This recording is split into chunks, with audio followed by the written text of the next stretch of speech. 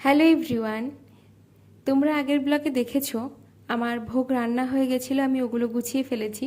আমি ঠাকুরের জায়গাটাও গুছিয়ে ফেলেছি, ঠাকুরের জামাকাপড় পরিবর্তন করে ফেলেছি।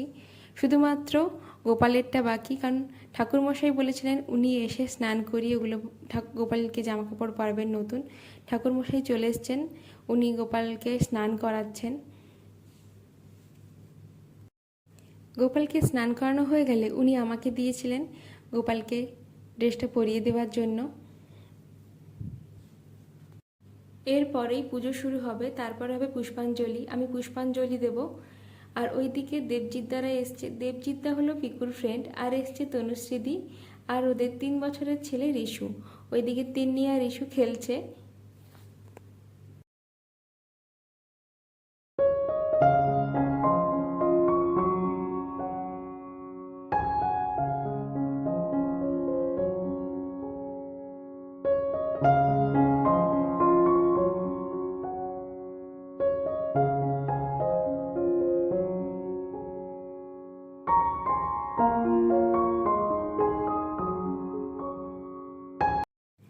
পুজো শেষ হয়ে গেছে, আমার পুষ্পাঞ্জলিও দেওয়া হয়ে গেছে। ওইদিকে মা একটু তাড়াতাড়ি করে লুচি ভাজছিল ঠাকুরমশাইয়ের জন্য।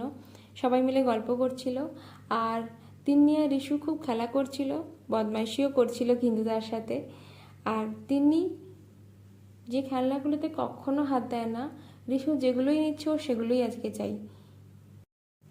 এভাবেই দিনটা ভীষণ ভালোভাবে কেটেছে। তো চলো, আজকের ভিডিওটা আমি এখানেই শেষ করছি। টাটা সবাইকে।